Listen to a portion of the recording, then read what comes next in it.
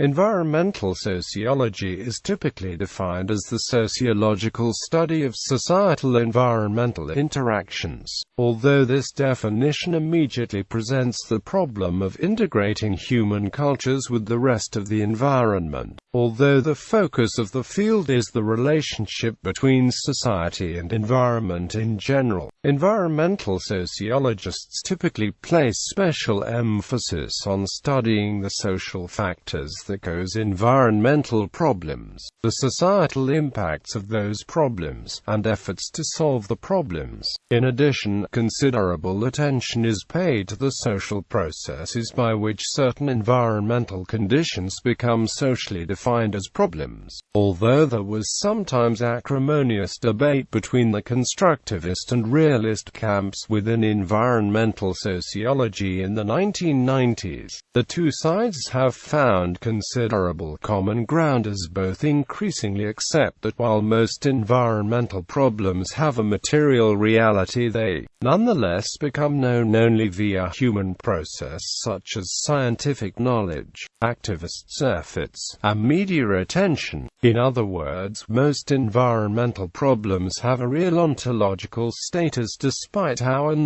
awareness of them stemming from social processes by which various conditions are constructed as problems by scientists, activists, media, and other social actors. Correspondingly, environmental problems must all be understood via social processes, despite any material basis they may have external to humans. This interactiveness is now broadly accepted, but many aspects of the debate continue in contemporary research in the field. History. Ancient Greeks idealized life in nature using the idea of the pastoral. Much later, Romantic writers such as Wordsworth took their inspiration from nature. Modern thought surrounding human-environment relations can be traced back to Charles Darwin. Darwin's concept of natural selection suggested that certain social characteristics played a key role in the survivability of groups in the natural environment. Although typically taken at the micro level, evolutionary principles, particularly adaptability, serve as a microcosm of human ecology. Work by Craig Humphrey and Frederick Buttle traces the linkages between Darwin's work on natural selection, human ecological sociology, and environmental sociology. Sociology developed as a scholarly discipline in the mid and late 19th and early 20th centuries,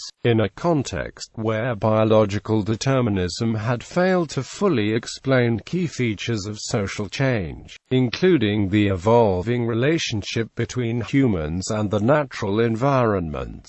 In its foundational years, classical sociology thus saw social and cultural factors as the dominant, if not exclusive, cause of social and cultural conditions. This lens downplayed interactive factors in the relationship between humans and biophysical environments. Environmental sociology emerged as a coherent subfield of inquiry after the environmental movement of the 1960s and early 1970s. The works of William R. Catton, Jr. and Riley Dunlap, among others, challenged the constricted anthropocentrism of classical sociology. In the late 1970s, they called for a new holistic or systems perspective. Since the 1970s, general sociology has noticeably transformed to include environmental forces in social explanations. Environmental sociology has now solidified as a respected, interdisciplinary field of study in academia. Concepts. Existential dualism. The duality of the human condition rests with cultural uniqueness and evolutionary traits. From one perspective, humans are embedded in the ecosphere and co-evolved alongside other species. Humans share the same basic ecological dependencies as other inhabitants of nature. From the other perspectives, humans are distinguished from other species because of their innovative capacities. Distinct cultures and varied institutions. Human creations have the power to independently manipulate, destroy, and transcend the limits of the natural environment. According to Battle, there are 5 basic epistemologies in environmental sociology. In practice, this means 5 different theories of what to blame for environmental degradation, i.e., what to researcher consider as important. In order of their invention, these ideas of what to blame build on each other and thus contradict each other. Neo-Malthusianism. Works such as Harden's The Tragedy of the Commons reformulated Malthusian thought about abstract population increases causing famines into a model of individual selfishness at larger scales causing degradation of common pool resources such as the air, water, the oceans, or general environmental conditions. Harden offered privatization of resources and government regulation as solutions to environmental degradation caused by tragedy of the commons conditions.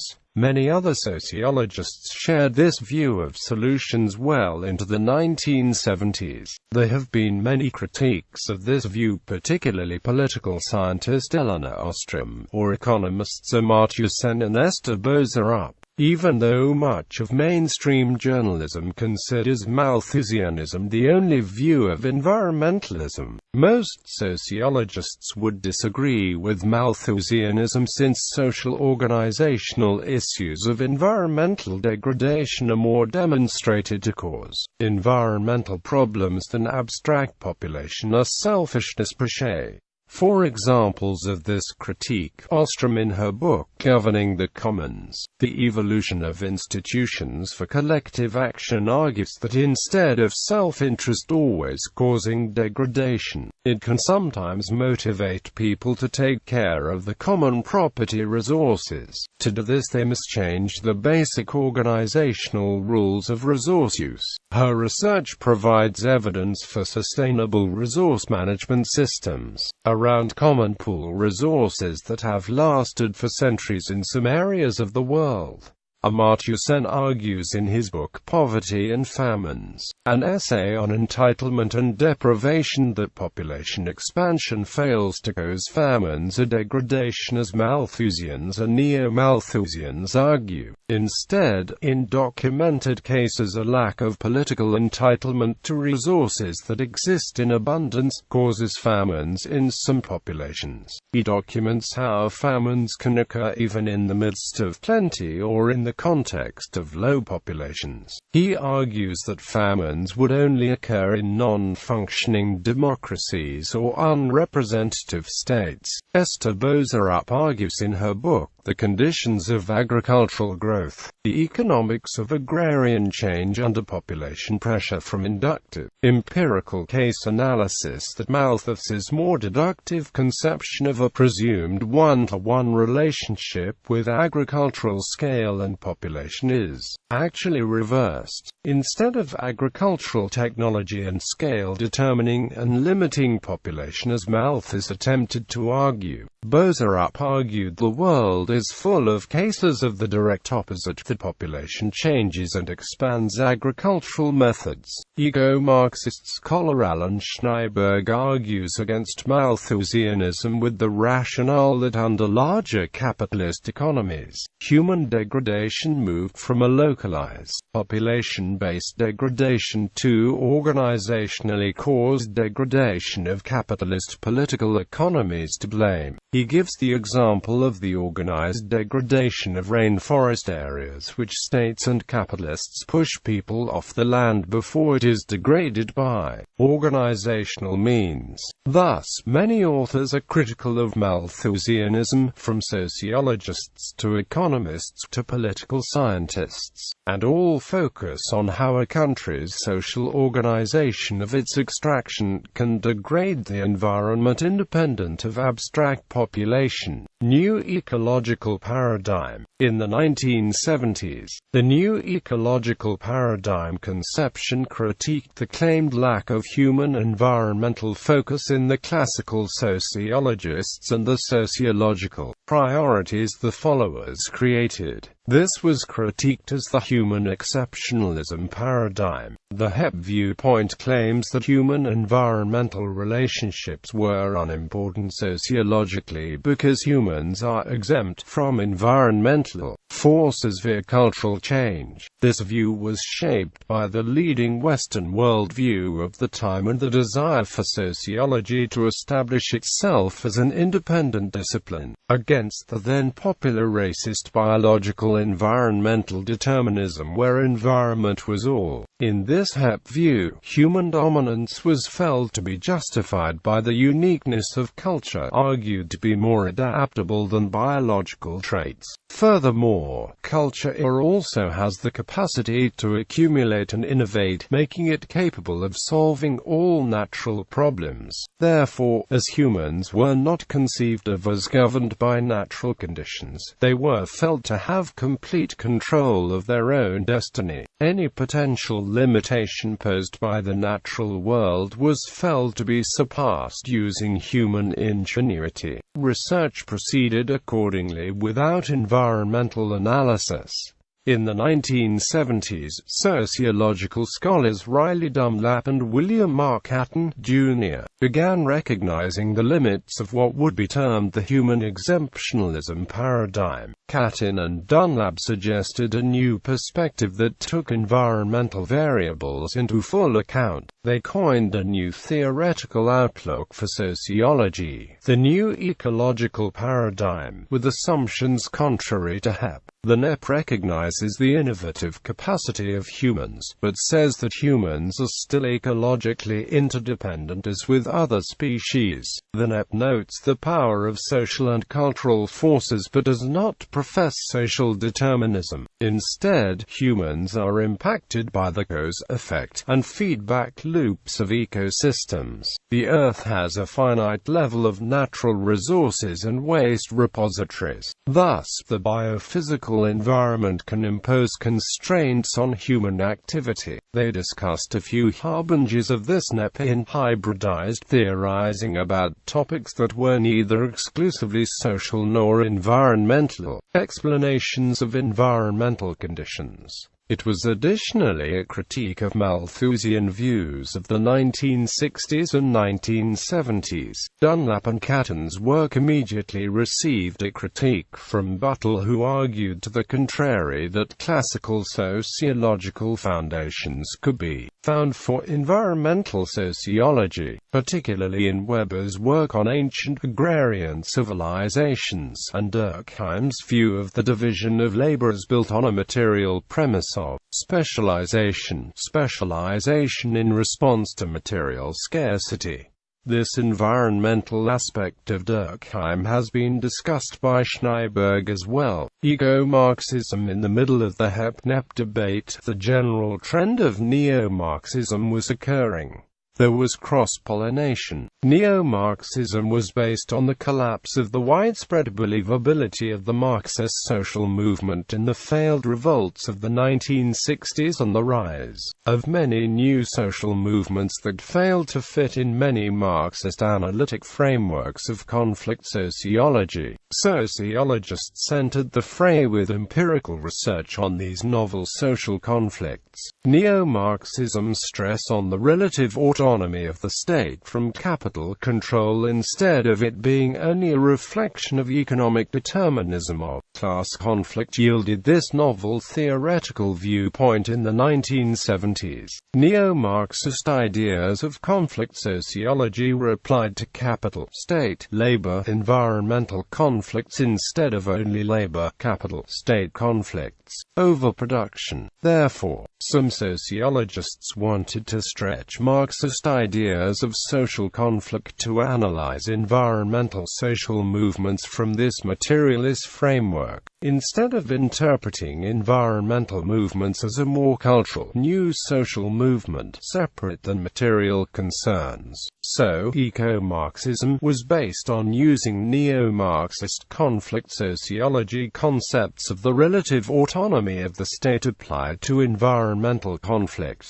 Two people following this school were James O'Connor and later Alan Schneiberg. Later, a different trend developed in eco-Marxism via the attention brought to the importance of metabolic analysis in Marx's thought by John Bellamy Foster. Contrary to previous assumptions that classical theorists in sociology all had fallen within a human exemptionalist paradigm, Foster argued that Marx's materialism led him to theorize labor as the metabolic process between humanity and the rest of nature. In Promethean interpretations of Marx that Foster critiques, there was an assumption his analysis was very similar to the anthropocentric views critiqued by early environmental sociologists. Instead, Foster argued Marx himself was concerned about the metabolic rift generated by capitalist society's social metabolism, particularly in industrial agriculture. Marx had identified an irreparable rift in the interdependent process of social metabolism, created by capitalist agriculture that was destroying the productivity of the land and creating wastes in urban sites that failed to be reintegrated into the land and thus lead toward destruction of urban workers' health simultaneously. Reviewing the contribution of this thread of eco-Marxism to current environmental sociology, Pellow and Brehm conclude the metabolic rift is a productive development in the field because it connects current research to classical theory and links sociology with an interdisciplinary array of scientific literatures focused on ecosystem dynamics.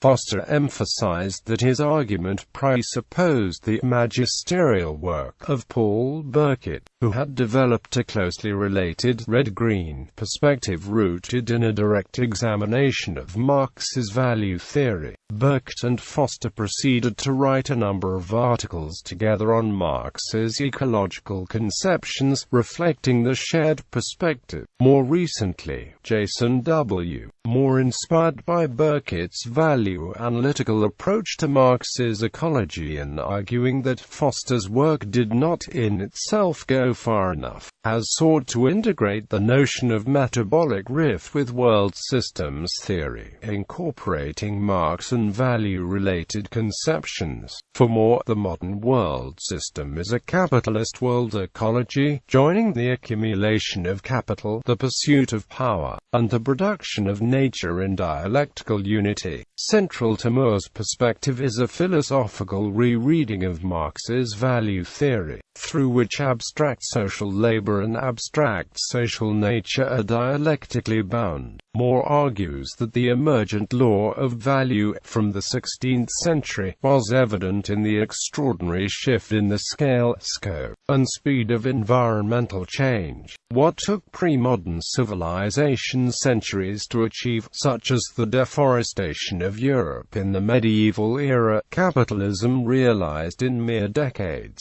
This world historical rupture, argues Moore, can be explained through a law of value that regards labor productivity as the decisive metric of wealth and power in the modern world. For this standpoint, the genius of capitalist development has been to appropriate uncommodified natures, including uncommodified human natures, as a means of advancing labor productivity in the commodity system. Societal Environmental Dialectic. In 1975, the highly influential work of Alan Schneiberg transfigured environmental sociology, proposing a societal environmental dialectic, though within the neo-Marxist framework of the relative autonomy of the state as well. This conflictual concept has overwhelming political salience. First, the economic synthesis states that the desire for economic expansion will prevail over ecological concerns. Policy will decide to maximize immediate economic growth at the expense of environmental disruption. corruption. Secondly, the managed scarcity synthesis concludes that governments will attempt to control only the most dire of environmental problems to prevent health and economic disasters. This will give the appearance that governments act more environmentally consciously than they really do. Third, the ecological synthesis generates a hypothetical case where environmental degradation is so severe that political forces would respond with sustainable policies.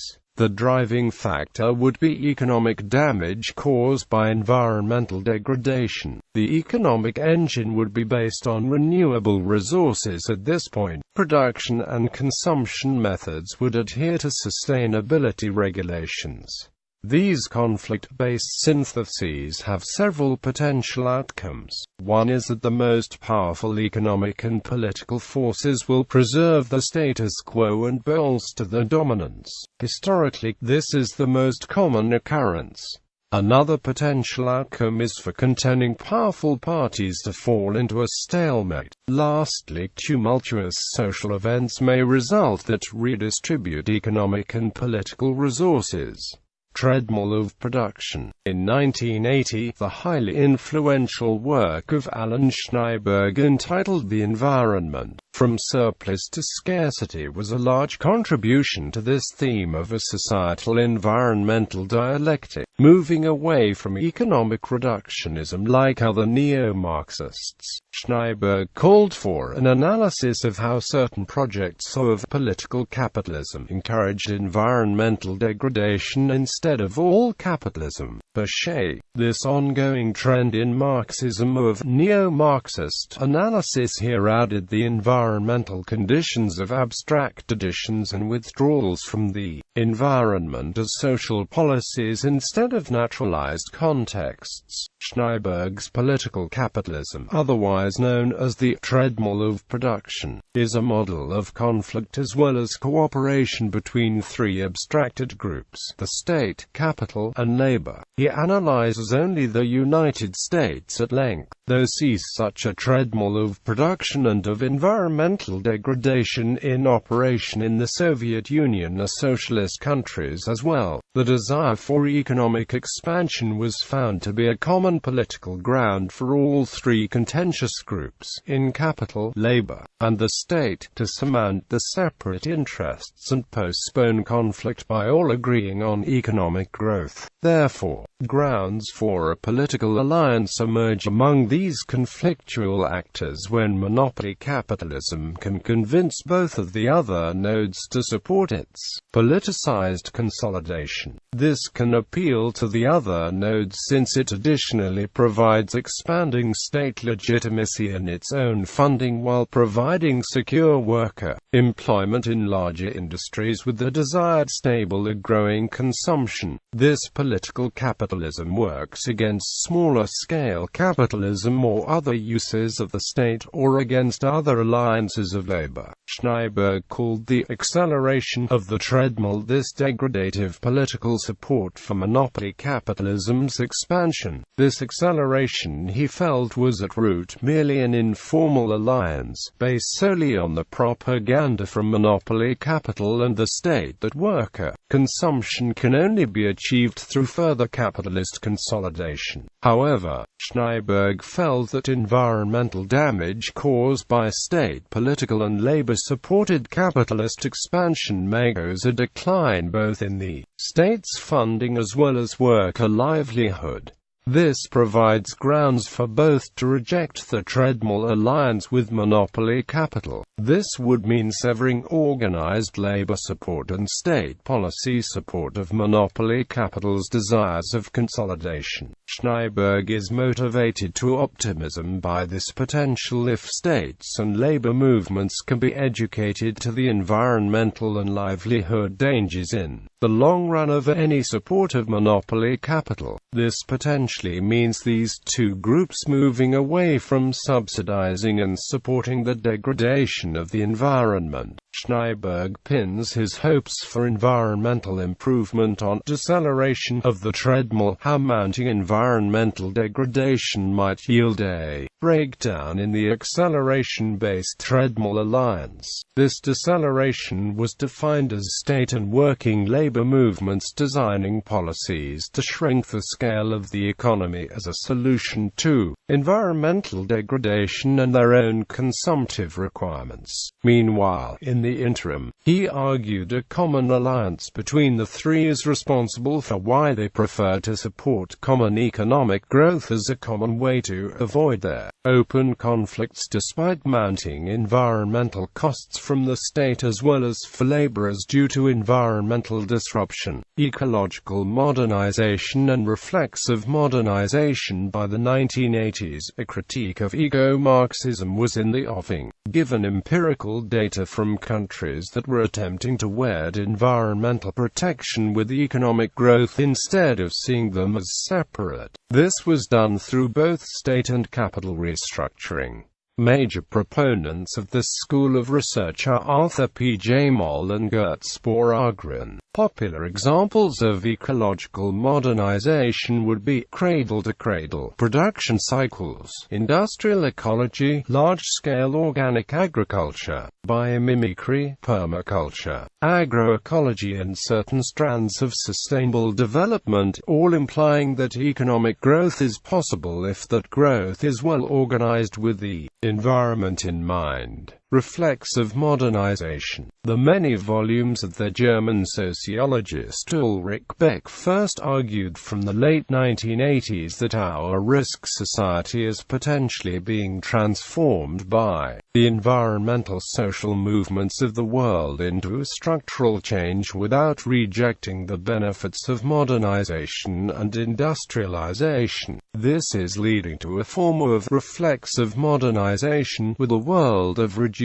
risk and better modernization process in economics, politics, and scientific practices as they are made less beholden to a cycle of protecting risk from correction. Politics creates eco-disasters, then claims responsibility in an accident, yet nothing remains corrected because it challenges the very structure of the operation of the economy and the private dominance of development. For example, Beck's idea of a reflexive modernization looks forward to how our ecological and social crises in the late 20th century are leading toward transformations of the whole political and economic systems institutions, making them more rational with ecology in mind.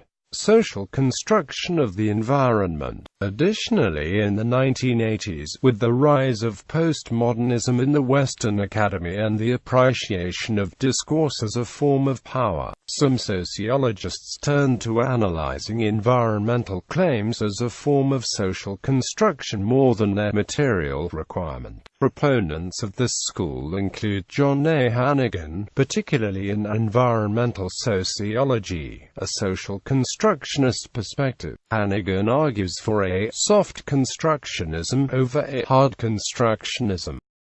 Problems must all be understood via social processes, despite any material basis they may have external to humans. This interactiveness is now broadly accepted, but many aspects of the debate continue in contemporary research in the field. History. Ancient Greeks idealized life in nature using the idea of the pastoral. Much later, Romantic writers such as Wordsworth took their inspiration from nature. Modern thought surrounding human-environment relations can be traced back to Charles Darwin. Darwin's concept of natural selection suggested that certain social characteristics played a key role in the survivability of groups in the natural environment. Although typically taken at the micro level, evolutionary principles, particularly adaptability, serve as a microcosm of human ecology. Work by Craig Humphrey and Frederick Buttle traces the linkages between Darwin's work on natural selection, human ecological sociology, and environmental sociology. Sociology developed as a scholarly discipline in the mid and late 19th and early 20th centuries,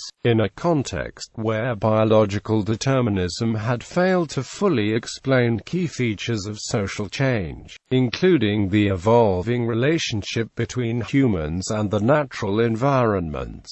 In its foundational years, classical sociology thus saw social and cultural factors as the dominant, if not exclusivist, debate between the constructivist and realist camps. Within environmental sociology in the 1990s, the two sides have found considerable common ground as both increasingly accept that while most environmental problems have a material reality, they nonetheless become known only via human process such as scientific knowledge, activists' efforts, and media attention. In other words, most environmental problems have a real ontological status despite our awareness of them stemming from social processes by which various conditions are constructed as problems by scientists, activists, media, and other social actors. Correspondingly,